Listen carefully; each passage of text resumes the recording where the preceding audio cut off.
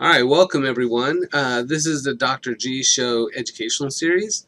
We were going to do a bunch of live shows, but of course the coronavirus quarantine has changed all that for everyone. So we're living in a new world where we're going to do this recorded instead. So, which would be great. You can kind of share it with more people than you could come to the live events. So I guess that's good. Well, today we want to talk about reversing type 2 and type 3 diabetes. As you guys probably don't know, there is type 3 now. Type 2 is a fairly new thing, but type 3 is well, it's been out 10 years now. So in 2010, we actually got a type 3 diabetes. So not only have we changed this diagnosis 4 times for type 2, but now we've created type 3. Soon we'll create type 4. But what we want to do is talk about the simplicity of this, right? Simplicity is what reverses conditions. Complexity is what sells you things. So in my series, what I like to do is what's called functional lifestyle medicine, which is teach people how their physiology works and then teach them how we mess it up and then stop messing it up and everything returns back to normal. So as we go through this, feel free to post questions on this too. You'll see that our website is also nourishpurifyheal.com.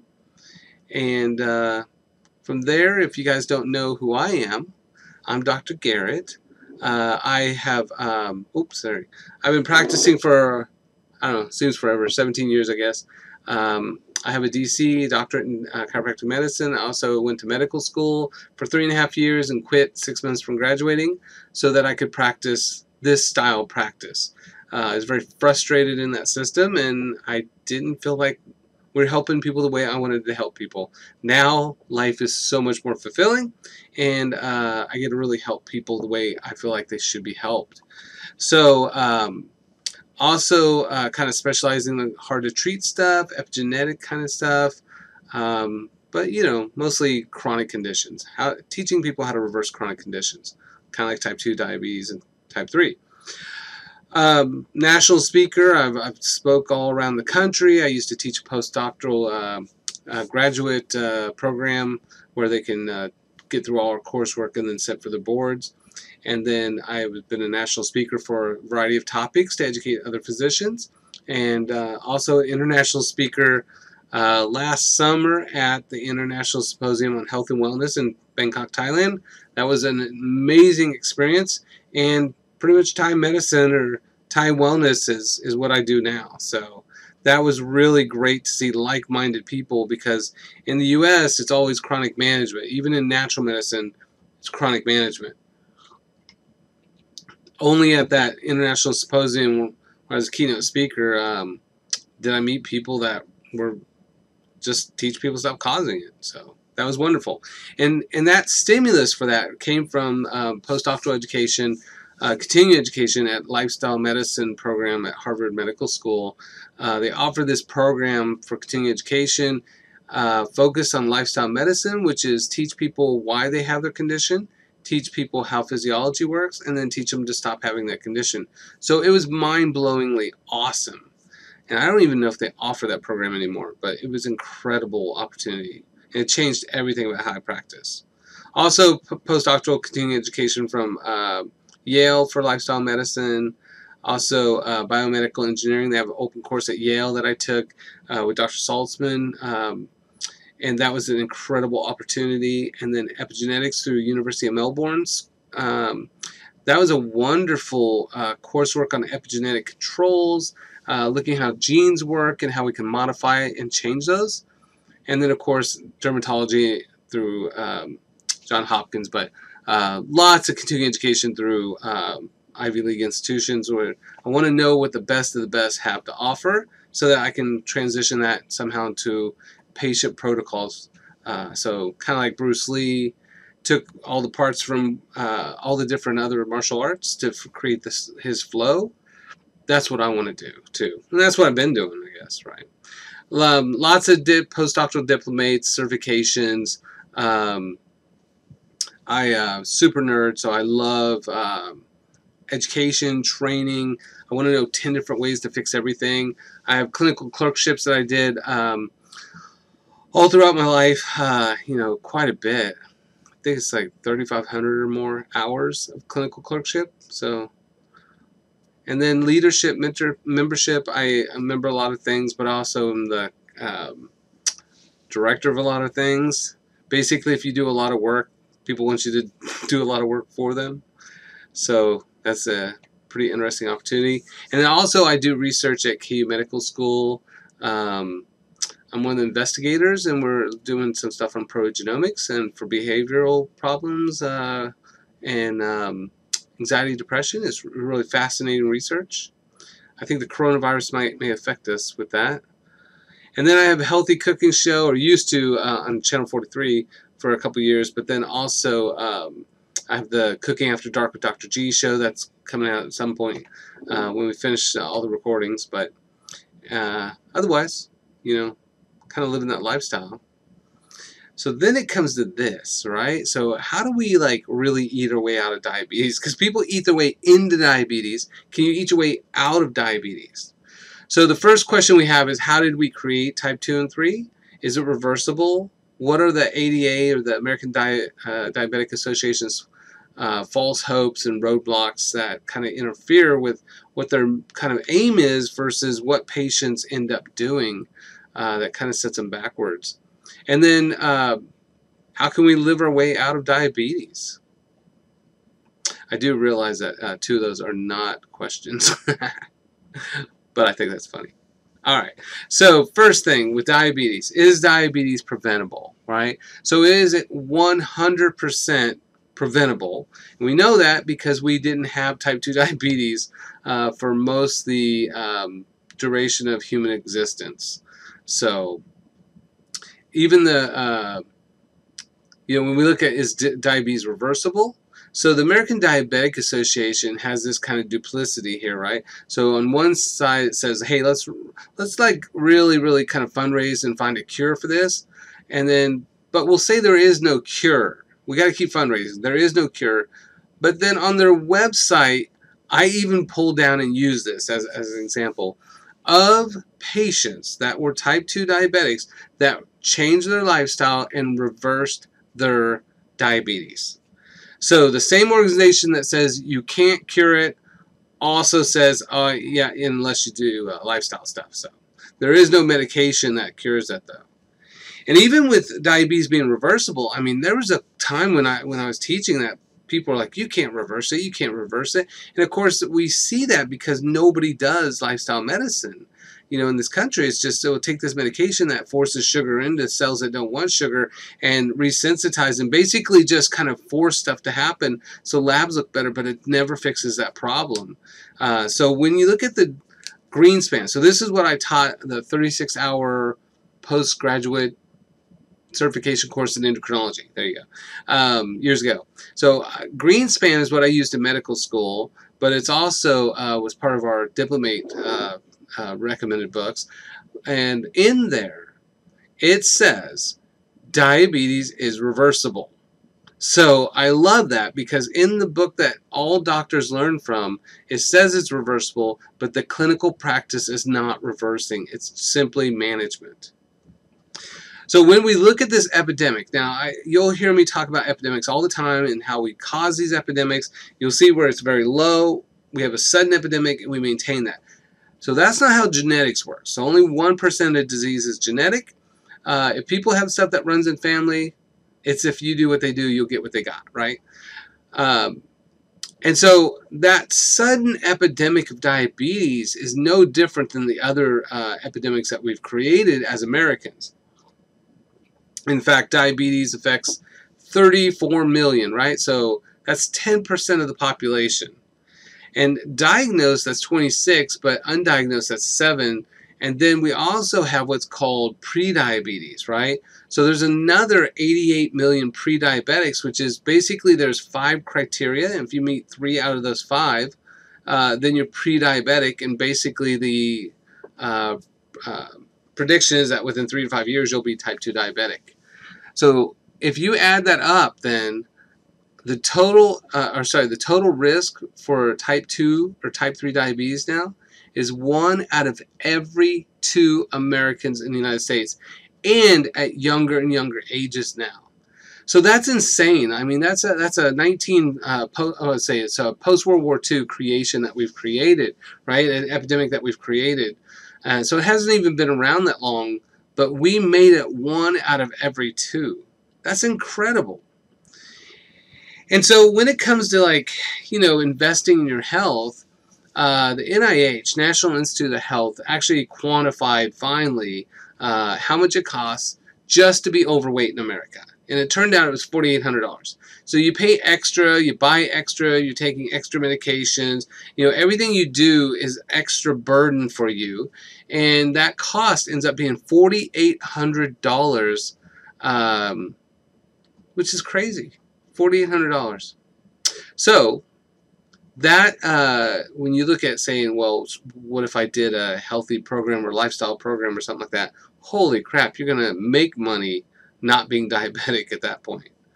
But if you then say, well, what about overweight? We said we know 80% of people that become overweight will be type 2 diabetic.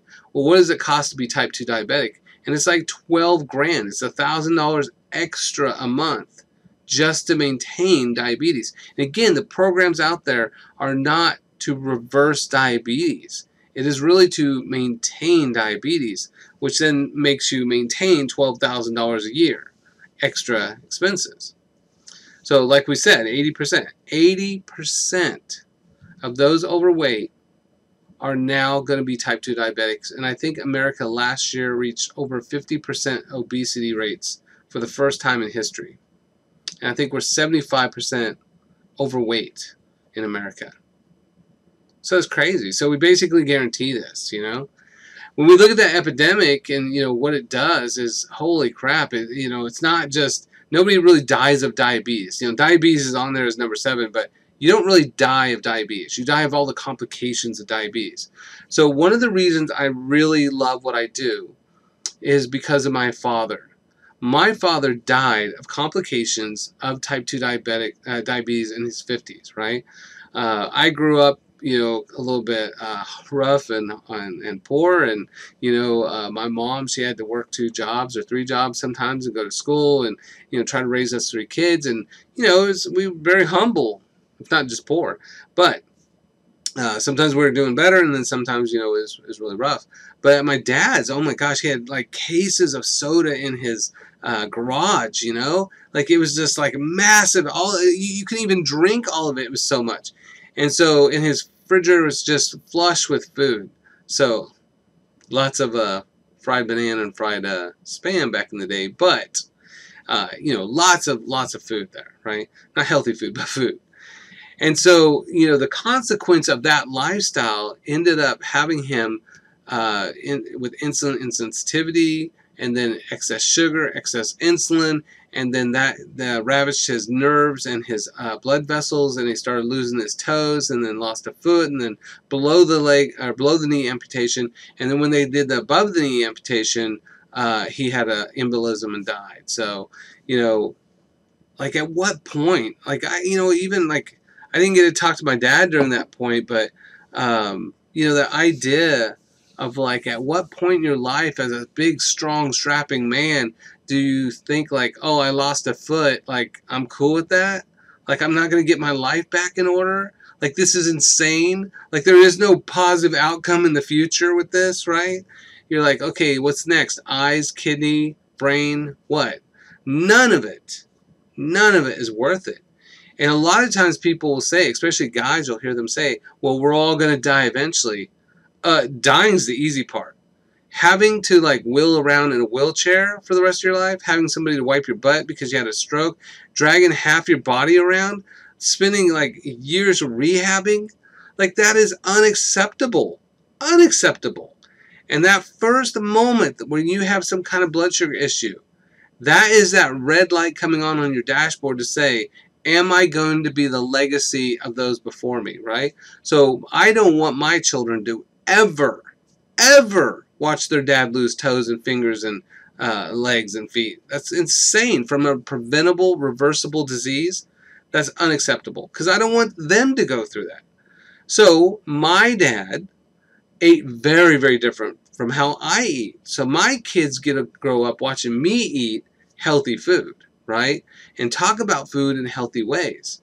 So I don't eat just for pleasure. And again, I'm not perfect, but and my kids aren't perfect. But if you can do 80% good, 20% bad, or even 90-10, you're doing really hella good with that.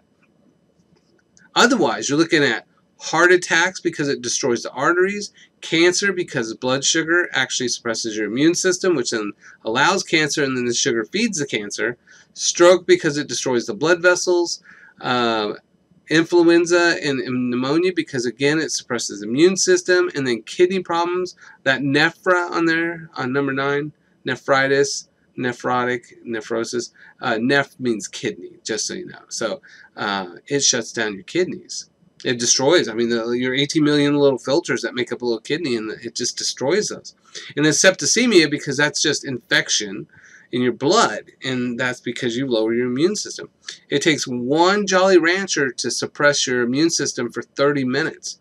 So 4 grams. The average kid's cereal has 12 grams of sugar in there, enough to suppress their immune system for 3 hours, and that's just off the cereal, not the candy bar, not the M&Ms, not the Skittles, and on and on and on. But a soda, which has 16 to 22 teaspoons of sugar in it, has enough to suppress your immune system for the whole day. And then if you get some overwhelming infection, then there's a consequence to that, and it sucks for you and your family. But it's preventable. It's something you have control over. And with diabetes, I mean, I think people get to where they're overwhelmed, like, well, what can I do? Because nobody has really good answers for them, right? But at our clinic, our job is to teach people to reverse their chronic diseases. And diabetes is that easy to fix, which when we talk about, we'll show some ADA cases, but we'll talk about a couple of our cases too. And we've had some insane ones where people reversed. And what's funny is, like, I remember the first few times when patients would be like, yeah, my primary said I'm no longer diabetic, but he wants me to put me on other medication just as prevention. It's like, God dang it, man. It's just like it's never ending here, right? So we can only do what we can do. So what do we have to look forward to, right? This is your legacy. This is what you have to look forward to as a kind of like a symbol for your children, right? Or the next generation. And so 11 million in 2000. In 5 more years, we should expect 20 million. And then by 2050, 29 million. You know what's messed up about that prediction? We already surpassed it. That was made before 2000. We already have surpassed that, right? That's crazy. We have about 150 million people that are already type 2 or pre-diabetic at this point. And at that 2000 level, it was just 165% increase. This is way off the charts now. So, and our goal with that is we're 1 out of 2, soon to be every single person. Now, some of you guys might ask, well, what's the difference type 1, right? What about type 1? Well, type 1 has been around and documented in medical literature for eons. I mean, 1552 is, I think, the first time they see it in like an Egyptian medical textbook. And they used to call it Sweet's disease. So, like, the natives, if they peed on the anthill, and if they are peeing sugar for type 1 diabetes, then the ants are attracted to that. But if they pee on it, and pee is usually acidic, and it'll drive them away, then they're not. So they called it Sweet's disease. So my whole childhood, I was doing lab experiments on anthills. Turns out, not diabetic. They all scatter. So by 1959, that's when we see the first documented case of type 2. Like, it's not that long ago. So there might have been some, like, sketchy, kind of remnants of that before, some kind of how we are now, where we have ish cases, or NOSs, or there kind of looks like a duck, quacks like a duck, it's probably a duck. But 1959, it's considered type 2, adult onset, non-insulin dependent, right? So the very first textbooks that came out with this, so it didn't exist, then suddenly exists. Here's the diagnosis and how we figure this out. So you had to, it took 35 years or more to eat your way into this disease, and you didn't need insulin to maintain it. It was just dietary. Then we had to rewrite medical textbooks again because we came out with adult onset insulin dependent. Now it was so bad that just whatever our dietary recommendations weren't cutting it, right? And if you think about 1959, we were consuming about 140, 150 pounds of added sugar to our diets for the first time in history. And that's because we didn't really import sugar until the 1800s, somewhere around there. So that's insane. 1910, it was 10 pounds. So apparently your body cannot handle 150 pounds of added sugar to your diet. And then we created childhood onset insulin, non-insulin dependent diabetes type 2. This is amazing because this means, just like when we look at 1984, we created chronic fatigue, fibromyalgia for the first time and made them epidemics from the start, and then all other autoimmunes just skyrocketed with those. Like, that's amazing. Like, we're that good at screwing up the body at this point. So we got so good, it didn't take 35 years. We could do this now in childhood diets. And when you look at most kids' food, I mean, cereal is sugar, the milk sugar, the toast is sugar, the jelly is sugar, the juice is sugar. Well, if you eat sugar, sugar, sugar, sugar, then what do you think is going to happen? There's a consequence to this, right? But again, we can control it. It just takes knowledge and effort. So then we created a new category, which we had to rewrite textbooks again, retrain doctors, because we created childhood onset insulin dependent. We created so much sugar intensity in their diet that even they couldn't bring it down. They had to have extra pig insulin to get it down.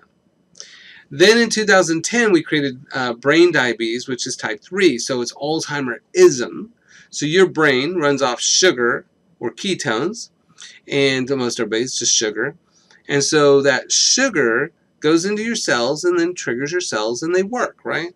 But if you have so much excess sugar that your brain says, look, we're going to close some of these receptors off, downregulate those, now you become inhospitable to sugar. Suddenly your cells don't work and your brain slows down a lot. So then it seems like Alzheimer's or early onset dementia, chronic brain fog, that kind of stuff, right? So that's type 3. And I assume very, very quickly we'll come up with type 4 diabetes, which is the skinny type 2. So usually we have to see a lot of weight gain, right? So as the excess sugar comes in, we then create lots of triglycerides. We then store that as fat for potential energy that they'll never use. And then they end up with insulin sensitivity and insensitivity and then diabetes, right? But I think we can achieve this now before people become overweight. I mean, that's an incredible, incredible advancement of disease. So then people say, well, what happened, right? What did we do to cause an epidemic, a sudden epidemic? Not a genetic slow over generations, but what did we do to create a sudden epidemic, right? Well, the death rates from diabetes is up 300%. It went from the 26th leading cause of death to the 6th leading cause, but it also included 4 other leading causes of disease too. So in 2006, things radically changed, especially for everybody that's managing chronic conditions, but especially for type 2 diabetics. In 2006, the American diet became the leading cause of preventable death over smoking. It's now better for you to smoke cigarettes than to eat like an American. So that's wonderful, right? All right, so to recap that. Type 2 diabetes is fairly recent. It's rising exponentially. It's self-induced and it's reversible. So, diabetes, this is a whole different thing here, right? Diabetes, just like most all diseases, are not actual diseases. Chronic diseases are rarely actual diseases. They are what are called allostasis reactions, right? It's an absolute predictable outcome to an abnormal lifestyle and diet. So when we look at something as simple as dehydration, right? So you have what's called homeostasis. Homeostasis is your body's ability to balance out internal and external environment. If you eat too much sugar, it'll store it as fat and then you burn that off, and that's homeostasis, right?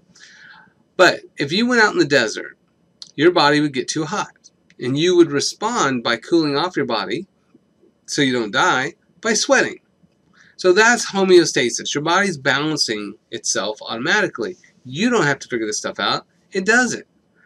But allostasis is when you don't give the body what it needs to maintain, and then it creates chronic dysfunction.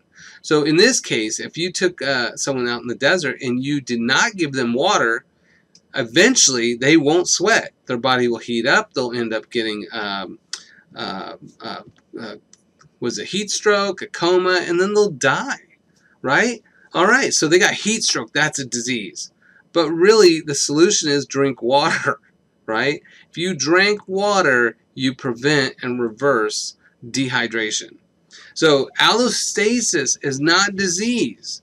Allostasis is a predictable outcome to an abnormal diet and lifestyle. These are things that we cause, which a lot of doctors don't like to say that because they feel like it's victimizing. Oh, it's your fault. Yeah, it's your fault. It's our country's fault for the way that we eat. But these are things that we can control once we know something, right? So if they poison the water, is it your fault you keep drinking poisoned water? Yeah, but I didn't know it's poison, but now you do, right? Now if I keep drinking it, then that's a problem. So we want to talk about this allostasis in a way of empowerment.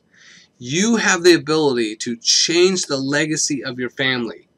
You have the power to change the legacy of your future. But it takes knowledge and change. Ignorance and complacency is the only thing that prevents us from being healthy and well and happy, right? So everything that's chronic is what we eat, drink, breathe, rub on our skin, and how we stress. All things that we have control over. So we created this society of type 2 diabetes. And so why? What changed?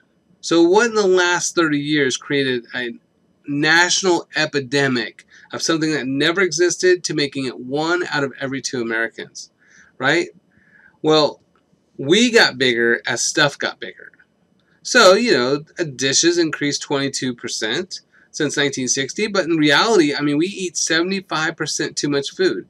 We eat 75% too much food. And then we store it so we can go to a gym and pay a gym to walk on a treadmill, right? But we park as close as we can to the gym so we can walk on the treadmill. It's lunacy. It's absolutely lunacy. So, if we eat more, we're going to weigh more, but the stuff we eat makes a huge difference too. If you look at coffee, right?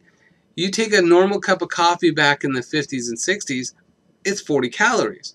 But you can go to Starbucks and you can get a coffee that's over 1,000 calories with just a cup. Just a cup. So that's a whole day's worth of calories for most people. In 1 cup, that means everything else becomes diabetes and obesity. If you look at sodas, same kind of thing. A soda, which used to be 8 ounces or 6 ounces, I think, and then 8 ounces, and then 12 ounces, and 16 ounces, and 22 ounces, and then so on, right? But it used to be like 97 calories. Now you can get almost a whole entire day's worth of calories if you get a refill, right? So you can get like 1,500 calories if you drink 2 big gulps, which people do. So that means that every entire other thing that you consume is obesity and diabetes. A really fascinating thing I figured out was in 1950, that little tiny burger that you would get in a Happy Meal, right, was an adult man's burger. You guys know that? Adult man's burger? That's crazy. So in 1950, a Happy Meal was an adult man's proportion of food. Little handful of fries, a handful of burger, and a handful of soda. That was an adult man's fast food meal, right? But we went from that 45-calorie burger to 1,600 calories or more. So I think the Carl's Jr., is that on here? I don't think it's on here. I think the Carl's Jr. new one's like 1,600, and they're all bragging about that. So that's, again, you're eating over one person's entire daily calories with just the burger. And then my favorite thing, which is, you know, I loved going to Outback Steakhouse, getting a bloomin' onion, or an awesome blossom. It was called awesome blossom. And when I worked in restaurants, I used to actually make those. And, you know, it's how do you take a 60 calorie super healthy onion and make it over 2,800 calories? 2 days worth of calories. 2 days. 2 days for an appetizer. The onion rings at that onion ring tower at like Red Robin, I think it's 2,200 calories, right? 2 days worth of calories, which means everything outside of that appetizer for 2 days is diabetes and obesity. And then, so that should be pretty obvious, right? I mean, you know, it's hard to think back to how we were before. But I'm in that generation, the cool generation, Generation X, that we saw a lot of that transition go on. But my parents saw all of it transition. There's a really good book called Eating History by Smith. That's about the 50 changes in dietary changes in American history, you know, and it's pretty amazing that we used to come from this different place. We used to do these different things, and then everything radically changed. And now Marty Spence told me that she's at Songbird Juice Company. We have a podcast series coming up, but she said that over 50% of Americans now get 100% of their food prepared. So fast food, microwave, that kind of stuff. Over 50%. So it's, you know, the only way we're going to change this is hands-on active changes here. So then the question becomes, what is type 2 diabetes, right? So before we can fix anything, we have to really understand the allopathic process of it, right? And what I love about type 2 is it is actually really easy. It's like thyroid problems. Super easy to understand, super easy to reverse, but it's explaining it in a way that makes sense. Because again, if you ask most people, they're going to tell you the most complicated, convoluted processes, usually because they're trying to sell you something to augment that process, as opposed to your cheapest, easiest solution to reverse type 2 diabetes is either come see someone like me or get a plane ticket and get the hell out of America, right? Because it's an American phenomenon. So let's talk about how we took homeostasis and created allostasis to create type 2 diabetes. All right. So imagine a room, right? Like at our place, we have all these offices and we have a hallway, right? So the hallway is your blood. All the offices are the cells. The goal of eating sugar from healthy sources is you then end up putting sugar in your cells, so then your cells can store sugar for future energy, right? And then, you know, you have eating and starvation, and your body maintains very, very well, right? So imagine there's like 4 doors to my office, and you know those big blocks of sugar, right? That I don't know, I'm pretty sure you guys remember. I haven't bought one of those in, I don't know, 20 years now. But those I think they're a pound of sugar. They can't get in my office. They need a guy to bring them, or a woman to bring them, right? So they need a FedEx person. So FedEx is insulin, right? Sugar can't get in your cells without FedEx bringing the sugar to the door, ringing the bell, and then pushing it into the cell. So if sugar goes up, insulin goes up, and they're both highly inflammatory. So if I am eating a diet like most Americans, so 150 pounds of added sugar to my diet, and so FedEx is then having to hire more people. So insulin goes up, my sugar goes up. And then it's bringing sugar to my cells. I'm like, no problem. I'll stack sugar over here. I'll stack sugar over there. But eventually, I'm going to start running out of room in my cell. And I'm going to be like, you know what? I need to lock like one of these doors. When you lock one of the doors, you then downregulate a receptor. That's called insulin insensitivity. That's pre-diabetes. Because now more sugar ends up in the hallway. More FedEx guys are in the hallway waiting to put that sugar in. So They keep doing this. We're running out of more room. The diet hasn't changed. So eventually I'm like, dude, we got to lock another door, right? So we downregulate another receptor pathway. And then more blood sugar ends up in the hallway. More insulin ends up in the hallway as FedEx guys. And then we get a blood test. And the blood test shows you got a bunch of insulin and sugar in your blood waiting to be put in your cells. You have diabetes or prediabetes, right? Depending on what level we're at. So that's great. That's how you create the disease. You pack too much sugar into cells that don't want that much sugar, and then the body responds by downregulating the doorways or the receptors, right? So at that point, the normal physiology kind of lifestyle medicine practitioner would say, yeah, you got to stop putting so much sugar in here. Then you don't need as many insulin guys. And then you need to start burning off that sugar. So that way you create more room for sugar.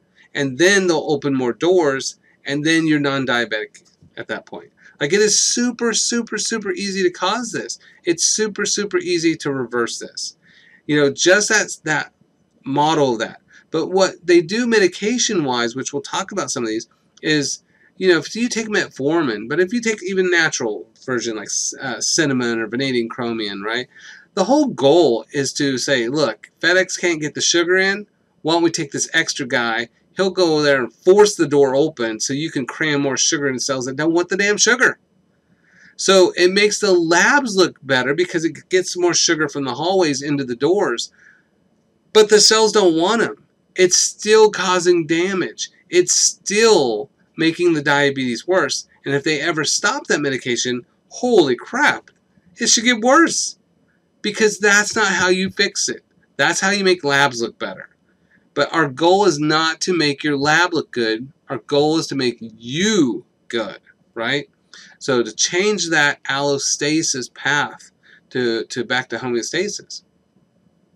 So then we end up, you know, outside of that, you know, understanding, we're all about, we're going to do some research. We're going to find this new technology, maybe new medication, maybe a new supplement. And we just got to, like, keep doing this research and find this. Oh, my gosh, my Siri thinks I'm talking to her during this. So, so then you see these asinine things where the Juvenile Diabetic Research Foundation says if you buy some donuts, we'll donate some money to find the cure for type 2 diabetes or even type 1 with that. But you'll see that with, oh, I didn't put that one in here, but Kentucky Fried Chickens did a thing where if you buy a large soda, they will donate $1 to the Research Foundation. The whole goal is research, not fix, not cure, not prevent. It's just research for the sake of research, right? Like, how do we live with this disease as opposed to you don't eat donuts if you want any kind of like way of cutting this down in a society, right? So it's asinine. But I posted that on Facebook, and holy crap, people who love the Research Foundation ripped me a new one. You know, I told them that's just crazy, and so they just deleted people. So it's just like, I think we have two different focuses here, right? My job is to help people reverse the diabetes like that, and yours is to sell them a bunch of donuts and soda to raise money to figure out how I do what I do, which does not involve soda and donuts. All right. So there's lots of these roadblocks, a lot of false hopes, even in natural medicine, right? If you're with a practitioner, right, whether a natural doctor or a medical doctor, anything in between, if their goal is, look, we're going to put you on this for the rest of your life, that's not the direction you want to go. You want an ending. All these same people say, hey, your body's designed to heal itself, given the right opportunities. Great. Then if there was no supplement company or drug company, you can't reverse this? How the hell did they reverse it or prevent it before it ever existed, right? So the ADA is never really going to find a cure. They're going to find management for you, right? Now with diabetic drugs, again, they're forcing more sugar into cells that don't want the sugar, and then people are all excited because they have, you know, insurance to help them with this. But then you have people like, there's a family of 4 that They have to eat fast food every day off the dollar menu because he pays $1,200 a month on his diabetes medication, heart disease, like all the medications to deal with his diet from, it was Burger King. So then people feel like, well, I could buy a 2-liter of soda for $1. I can buy 2 pears for $1. Well, I'm getting more value getting the soda. But so, the way that we deal with this is really screwed up in America. Like, there's not a lot of people on your side that really wanted to reverse. Not that people are evil or the practitioners are evil or anything like that or have sinister kind of stuff. But again, if at Harvard they had a Crohn's course in lifestyle medicine, said, hey, patient has Crohn's, what are they doing to cause it? Teach them to stop causing it, it goes away. They have another course that says, here's Crohn's, what meds are we going to use? Medication, refer out for surgery, they poop in a bag, right? The different approaches, even from Harvard, for the same condition, one person ends up over-medicated and pooping in a bag and they've lost all their money. The other person just gets to live a normal life, right? Two totally different things, right? Most patients are chronically sick and dying prematurely based on what their current doctor doesn't know, right? And what they don't know or practice really is the lifestyle approach to this. So, that kind of like, well, what's in my toolbox to help? Well, here's meds. So then you have meds, that end up causing more problems because almost every single medication has known drug nutrient depletions, which is where you get a lot of your weird side effects from. So a lot of these medications that you are going to take for the rest of your life, they deplete things like B vitamin and magnesium and calcium, and then you have a whole side effect from that, right? And coenzyme Q10 and B12, again, those regulate mood, brain function, memory, detoxification, sleep. So you should expect that all those things are going to be problematic, right? You're gonna just chronically manage this. But again, when you look at things like CoQ10 and you look at B12, the recommendation is like, you just need to get out and start burning that sugar out of your cells, right? Well, great. Can I take some meds that will prevent me from doing that? I think that's a great idea. So people that take those for life end up with anemia, so they're tired and fatigued. They literally should cause fatigue. They should cause depression. They should mess up your sleep. They should mess up your thyroid. They should make it almost impossible to reverse this. Let alone, some of those medications end up killing people, right? So you'll see that most medications have a side effect of causing whatever you're trying to prevent, right? So Avandia, which this was 20 years ago, that was pulled from the market because it killed too many people, right? They found out that it caused congestive heart failure by over 50%. Again, the whole reason you're taking these meds with diabetes is so that way you can prevent heart attacks and strokes, and right? But then they find out, well, the med actually causes the heart attack and stroke, and by the way, you still have diabetes. And then bone fractures in the hands and feet, that's great. And then pulmonary hypertension. So, the thing that you're trying to take to manage the person, because they have a diet and lifestyle that guarantees that they're going to have this, then it's all counterproductive, right? You're causing more harm than benefit. The whole goal is, how do you help people without causing more harm or damage? So medications, we know, do not prevent or reverse diabetes.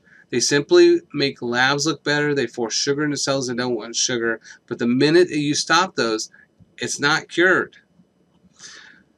We know that drugs have harmful side effects. We know they have nutrient depletions. We know that supplements don't reverse diabetes either. Again, they will make blood sugar look better.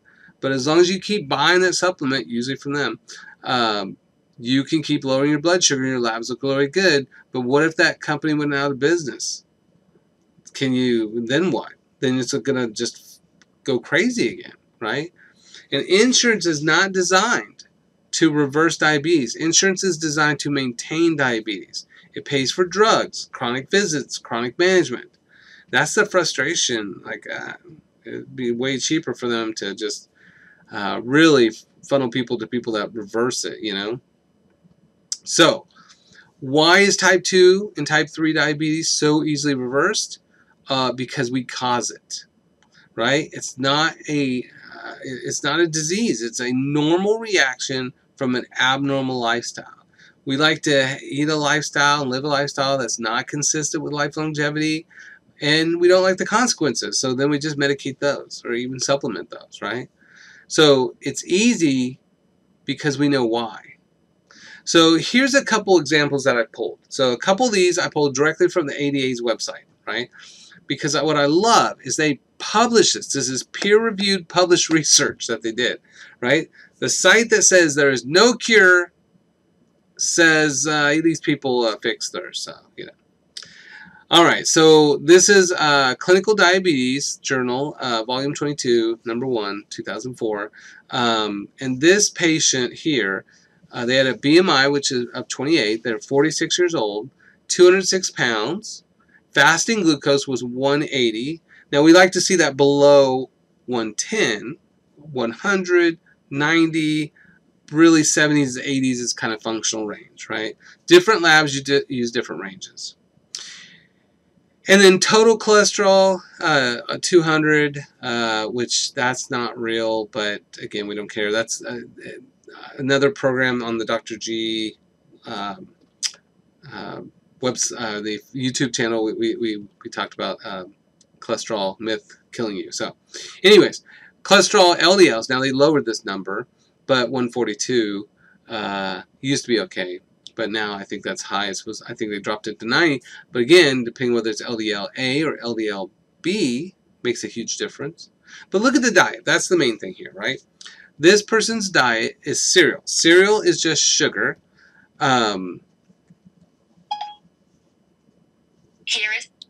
I literally, like, I don't know what I'm going to do with Siri. She keeps, every time I say cereal, she keeps turning on. So I think she's hungry. So, all right, so cereal is just sugar, right? And then they add sugar to the cereal. Milk is just sugar. Apple, perfectly fine. Now, fruit does not cause diabetes. Fruit does not cause obesity. Fruit reverses it. So even though when they talk about, oh, it's sweet, it's low glycemic, we'll talk about that a little bit later. All the bullcrap that they tell you about food is almost the opposite. Turkey sandwich, the 2 slices of bread are sugar, and then it's glued together with tissue transglutaminase for the turkey. But apple, again, that's good. Mexican food, probably wheat, dairy, kind of inflammatory stuff. And the cookies are just sugar, and then more milk, which is sugar, right? So this person's eating sugar, sugar, fruit, sugar, sugar, fruit, crap, inflammatory crap, sugar, and more sugar. So they should have type 2 diabetes, which they do, right? They should have obesity, which they do. So let me see. Okay, so the second, so what he did was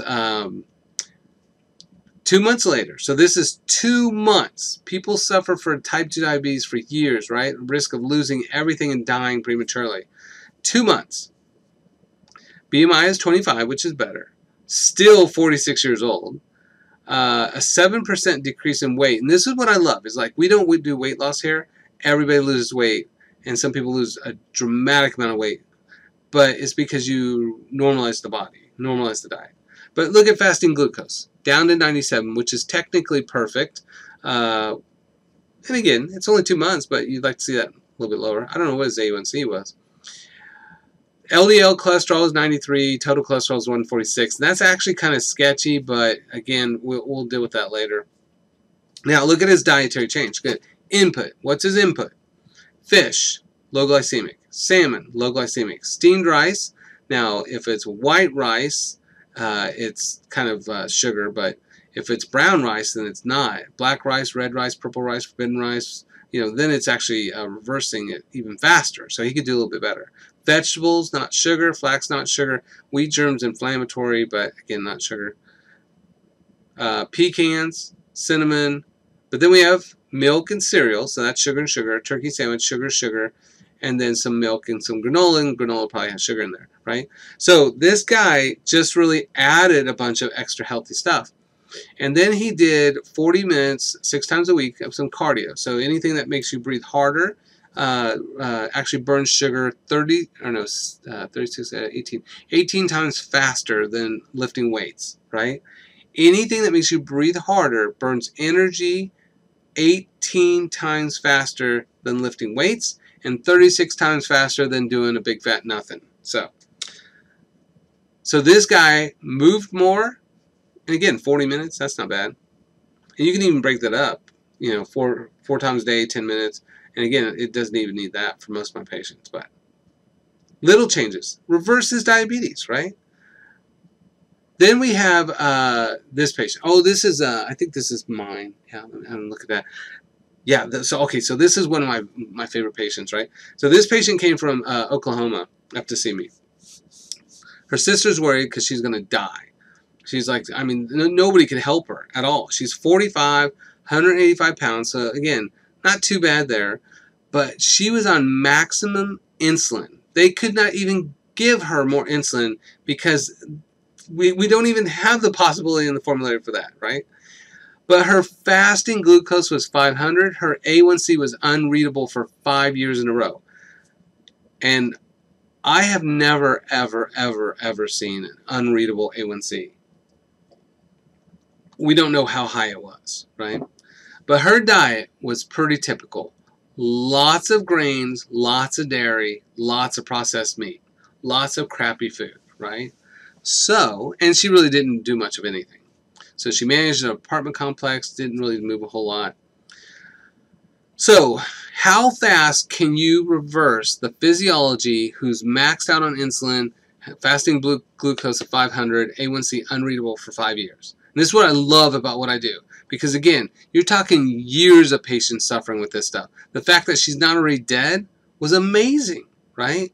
So, 7 days. It took 7 days. 7 days, right?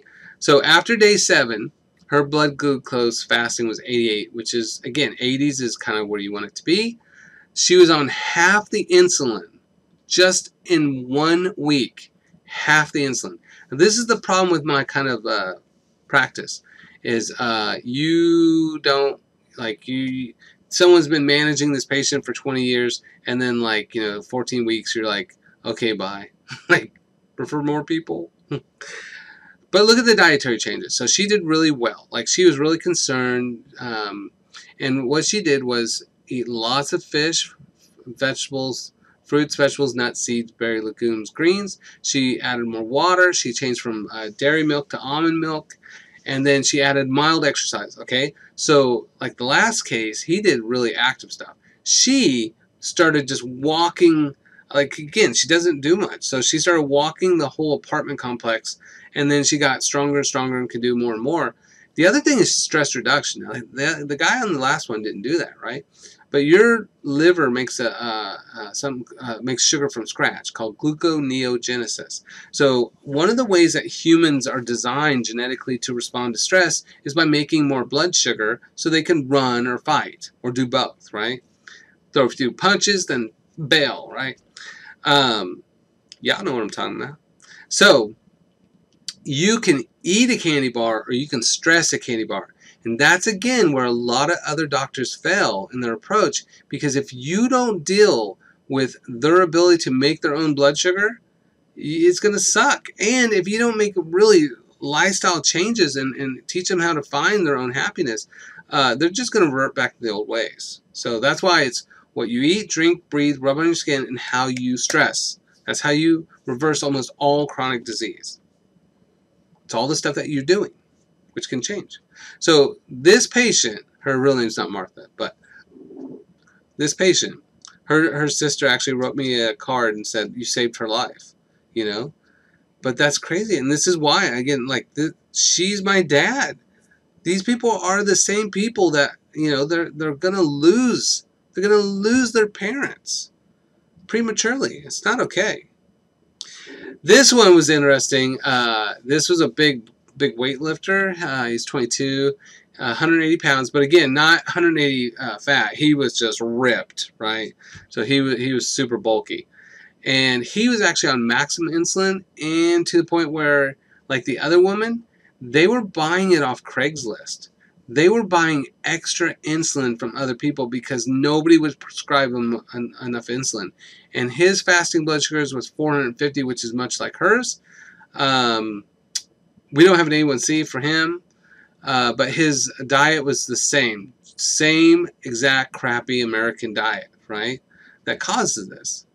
And with him, by week 10, so this is 2.5 months with him. Which again, he's a guy, which they usually don't do what they're supposed to do, but this was really amazing. So after 2.5 months, fasting blood sugars at 85, no insulin. So he was maxed out and buying extra insulin, and now nothing, right? And again, his diet was fruits, vegetables, nuts, seeds, berries, legumes, and greens. Lots of extra water, lots of fish, and mild exercise. Again, his was mostly, I think, weightlifting.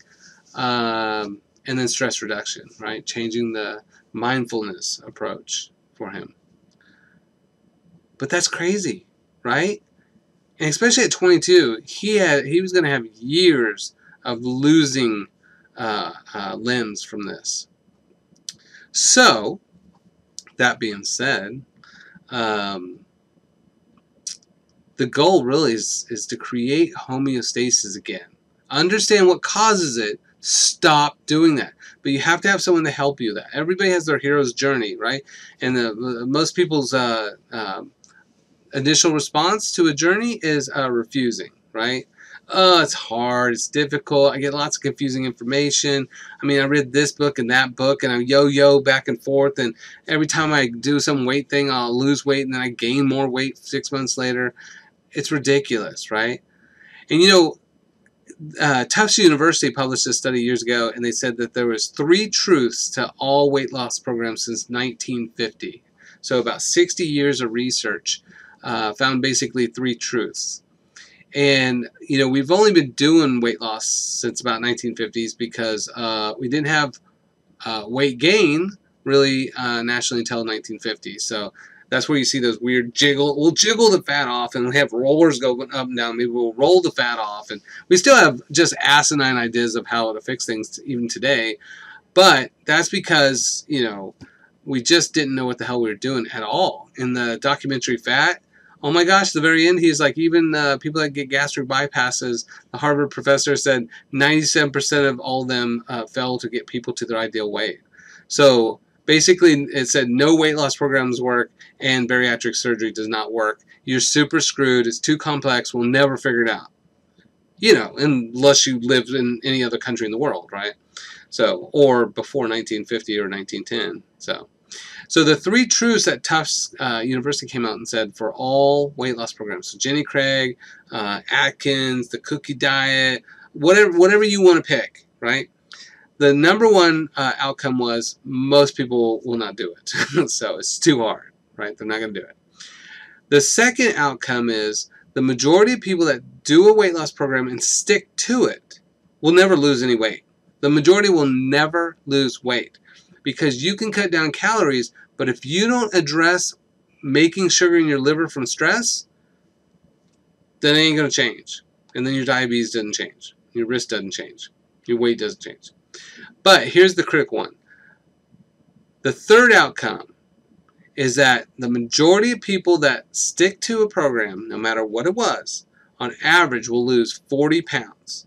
So they can do paleo, keto, Atkins, super Atkins, keto, paleo, mega 3000. It doesn't matter. The average weight loss, no matter what, if they stuck to it, was 40 pounds. But the majority of them would gain that weight back plus 60% more within 6 months of quitting the diet because they never changed their lifestyle. We're just Americans trying to have some quick fix scheme, and that's not how any of this works. So we want sustainable lifestyle changes. We want a lifestyle that's just consistent with life and longevity without gimmicks and nonsense. And that's what we do in our clinic every single day with patients from all around the world. People get their life back. But it's not gimmick. It's not, you know, management. It's here's how your body works. Here's what we do to mess it up. Stop messing it up.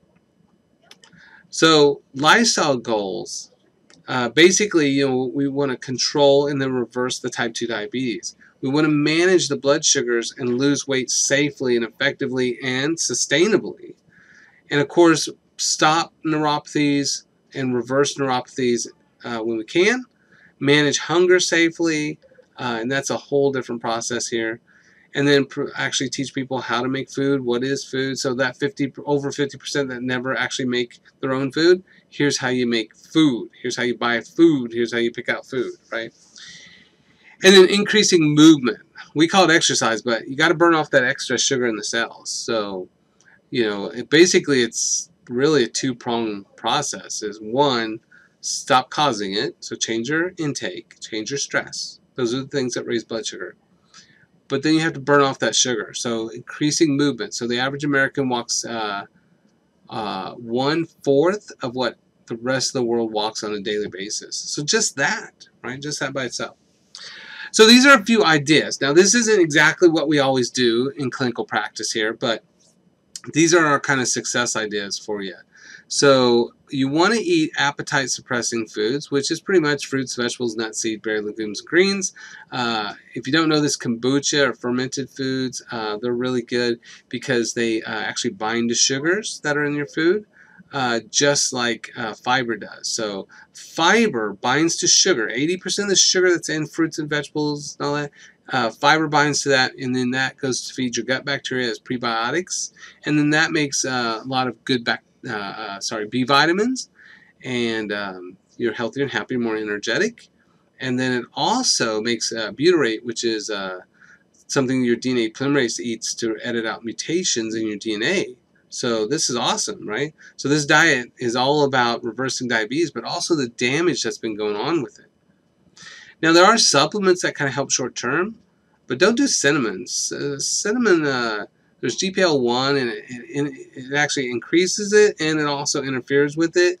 So most of the traditional things that we learn in natural medicine of like to augment blood sugar, it actually also regulates it or upregulates it as much as it downregulates it. So again, we don't really see people like, oh, I'm going to eat some cinnamon and it's all going to be better. You can't do that. But dopa mucuna, which is mucuna parens, that actually suppresses your appetite because it has a high amount of L-dopa, and that crosses your blood-brain barrier and becomes dopamine, and the dopamine makes you feel doped or kind of satiated. So you got 66 hormones that regulate hunger and satiety, right? Satiation. I don't know. But anyways, 44 of those regulate hunger. So you gotta like feel satiated so you're not hungry, and then you don't crave. And that's a really wonderful process. Now we don't do that with patients anymore because we changed their whole lifestyle, their whole kind of brain outlook, neuroplasticity, resiliency, and then they don't really need it. So we don't augment that anymore, but we used to, and you can. And then restoring low glycemic. So again, we went low glycemic, low calorie, but nutrient dense. So eating the rainbow, right? Eat fruits, vegetables, nuts, seeds, berries, legumes, greens. Now on here I say whole grains, not just wheat. But don't eat wheat. Have it on there because that's the recommendation, but don't eat it. Don't eat it. It's inflammatory. It's causing most of your problems. Actually eat it, and then come see me if you have problems, and then you can pay me to tell you to not eat it. The other thing is when we look at high glycemia, so we've talked about, the average breakfast for Americans is sugar. And so if you look at this chart over here, right, if we say, hey, this is the flattening the curve, just so you know, for the coronavirus, it's the same thing for your blood sugar. So I think they stole that chart. But if you look at this, the average blood sugar is about 80, 85, something like that, right? When we eat too much sugar, it spikes up too high, and we overproduce insulin, we drop it down, and it should have like a normal balance like this, right? Not a bam, bam, bam one, right? So what happens is if you eat cereal, which is sugar, and milk is sugar, and the toast is sugar, and the jelly is sugar, and the juice is sugar, basically sugar without fiber rapidly absorbs, and then your blood sugar goes way too high. So we overproduce insulin and we drop it too low. So now our brain needs sugar to function. Our body needs sugar to function. We feel shaky, brain foggy, and then the body has to get blood sugar up without more sugar, so it uses epinephrine, norepinephrine, so it can make your liver make more sugar, right? But that also means that you're causing anxiety. You're causing stress. You're causing hormonal exhaustion with that. Every single meal with that. It also raises growth hormone, which then causes cancer. So, you know, es no bueno. So that's why we want to do low glycemic. And when you look at this chart, this is kind of is a nice little final summary, basically, of what the hell we're doing wrong here, right? So in America, we'll blame food. We'll be like, oh my God, potatoes are making us fat.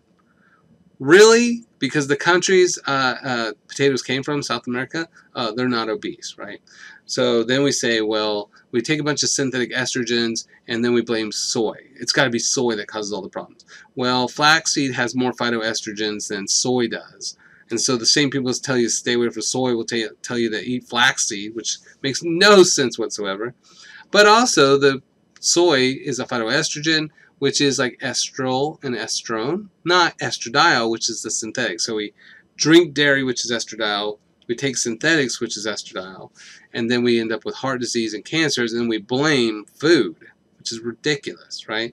Or the really fascinating one, which was like funny to me because I've been to Japan and Okinawa, and they said carbs are going to make us fat. Carbs is all the problem, right? It's always carbs. Really? So don't eat rice because then you'll be fat like Japanese people. Oh, don't eat pasta because you'll be fat like the Italians. Not Guido Italian, but like real Italians, right? So it doesn't pan out when you look at other countries, right? Either those foods are not problems or God just hates Americans and uses those foods to harm us. Ridiculousness, right? But if you look at how fast things become sugar, that's called the glycemic load, or glycemic index. So if you look at this, you'll see fruit, fruit, fruit, fruit, fruit, fruit, fruit, fruit, fruit, fruit, fruit, fruit, fruit, fruit, fruit, fruit, fruit. So fruit is low glycemic, fruit reverses diabetes, fruit reverses cancer, right? Even on this side, I mean, you will see like watermelon and honey, right? That's high glycemic. But no one in the history of anything has ever gotten fat off dates or fat off honey or watermelon. That's the utter ridiculousness, right? If you look at the other things like, oh, bagels and corn chips and mashed potatoes and Cheerios and those rice puffs and French fries and, yeah, white rice, instant rice. Yeah, that's how you make people obese. That's the American lifestyle, the American diet, which is just overwhelmingly just a bunch of sugar, right? But even if you look at like brown rice, long grain brown rice, so lots of fiber with that rice, that means it cooks slower. It's a little bit chewier, right? We don't like that. So we'll do white rice, which is more sugar. And then we do instant white rice, which is pure sugar. So it's not the food, it's what we do to basically make it more convenient. So yeah, I have to take a little less time cooking food, but now I have diabetes, and then I have $1,200 of medication, and I lost my toes, and I have to roll in a wheelchair around so that I can eat quicker food. That's some straight up craziness, right? But we don't think about it in that context. It is not the food that's the problem. It's what we do to the food that becomes the problem. It's the convenience. It's the instant. And then when you look at these categories, yeah, I should be eating mostly this, fruit, vegetable, nut, seed, berry, legumes, and greens, and a hell of a lot less of that, right? So I hope that makes sense. The other thing is really teaching people what food is, how to cook. There's a handful of recipes that you want. I call my staples. But if you follow me on Facebook, you'll see that I make lots of delicious food, but it wasn't always that way. It was an active choice. I don't want my kids to grow up like my dad. I don't want my kids to see me like my dad. I want my kids to see their dad as healthy, happy, and balanced. And that's an active choice to participate with doing a little bit of cooking. Now, I do mostly raw vegan, so I don't do a lot of cooking anyways, and we do more grazing, which is way easier, way easier. The other thing is lower calorie intake, you know, so the 80% rule is just eat to get rid of hunger. Do not eat to be full. There's 45 more minutes of extra eating, which then makes us eat 75% more food. So really, your plate should be the size of your hand. And once you feel not hungry, you're done. But once you feel full, well, now you have to exercise all that extra energy off. Now you're more likely to be overweight and diabetic. So eat a hell of a lot less food, but eat a hell of a lot better food with that. So, and then of course exercise, like we said, cardio is energy at 36 times faster than couch potato, 16 times, or actually, see, math, it's actually 18 times better than, that's not true at all. So I used to teach physiology, and one time they messed up our anatomy and physiology textbook with this. So I can't say too much here, I guess. But doing nothing burns 1 unit of energy. Doing weights is twice as much energy. But doing cardio is 18 times more energy. Just so you know, right? So anything that makes you breathe harder, you are now invoking aerobic respiration with that, and that burns energy 18 times faster than lifting weights and 36 times faster than doing nothing. So that, again, might be carrying groceries, it might be chopping stuff, mixing stuff by hand, walking further. You know, it's those little things. The healthiest, happiest, longest living populations aren't doing cardio stuff like, you know, PX90 and nonsense. They just have an active lifestyle. That's really what you want. When I was in France, in Paris, you know, the beautiful, beautiful, beautiful parks. All these old guys that look like they're in their 80s are out there playing bocce ball, and so they're having all this social time together. They're getting sunlight, fresh air, and they're getting some activity, right? So it's wonderful. That's what you want, just a lifestyle like that. So a good book maybe to start with is Blue Zone, so by Dan Buttner. That's a great way to say, well, what are the healthiest world's healthiest, happiest, longest living populations consistently do, right? Without gimmicks and nonsense. Now, one thing you might do too is, if you're concerned about any of these, really looking at fibrinogen, A1C, fructosamine for short-term stuff, C-reactive protein, homocysteine, actually C-reactive protein, and maybe doing glucose challenge and HDLs. Those are your really good indicators for lifestyle, right? The inflammatory stuff that's going on, but it's all stuff that is diet and lifestyle related. So even if these were out of range, which is good warning lights, but then how do we restore them? It's back to lifestyle and diet. So we help patients with that all the time. And then, you know, decreasing inflammation. So if it's fibrinogen's elevated, it's food. If C-reactive protein, it's food. If it's homocysteine, it's probiotics, and those are fed by food. HDLs are great because it's physical movement and healthy fats, so it's pure lifestyle. HDLs are great indicators of how well you're doing, you know. So reversing diabetes in short as 2 months is basically, this is a totally different than what we do clinically, right? But this is what we do based on I'm pulling this from the research and stuff that we see. So a little bit different what we do to reverse it in the office. In short, it's 14 weeks, but this is kind of general aggressive recommendation. So decreasing calories, again, not all that much. Maybe intermittent fasting would work perfect for that. Aerobic respiration, which means getting your heart rate up, and you don't have to measure that. You just know that you're breathing harder. Appetite suppressing food, or even like meconioprinins for some people. Antioxidant, which is eating the rainbow. Optimizing thyroid and hormones, which again is mindfulness, de-stressing, neuroplasticity, kind of rewiring your brain for happiness and less stress, because life is not what happens to you, it is how you process it. And then of course food is medicine, or what we call food therapy, but really it's just food is medicine. And then, of course, you say, well, gosh, you know, that's a lot of work changing my lifestyle, right? This is the way I was raised. This is how my mom eats, my daddy eats. Is it really worth it? Yeah. Growing up with a dad would be great. You know, growing up with a mom would be great. Not losing your feet and your toes and your heart and your eyes to diabetes, that would be kind of wonderful, right? And especially, it's hella cheaper to not have diabetes, to reverse all that. And then one thing I really like is there's a documentary called the 650-Pound Virgin. And, you know, and there's another thing called Never Ever Give Up that you can look on YouTube. And I love those things because, you know, there's certain points where we get where we just feel like, what's the point? How would we ever become a different person? But like this dude, 650 pounds, ended up, I think it was like 2.5 years, got down to like 220 pounds or something like that. Like he lost 400 pounds. And he, in the beginning, he could only lift like cans of soup. Like it was nothing. But he could do that. And so he did. And then he did more. And then he did more and more and more and more and more. And the kind of like more activity he got, the better he was feeling, the more he started doing more changes, right? But he had good a couple of mentors helping him.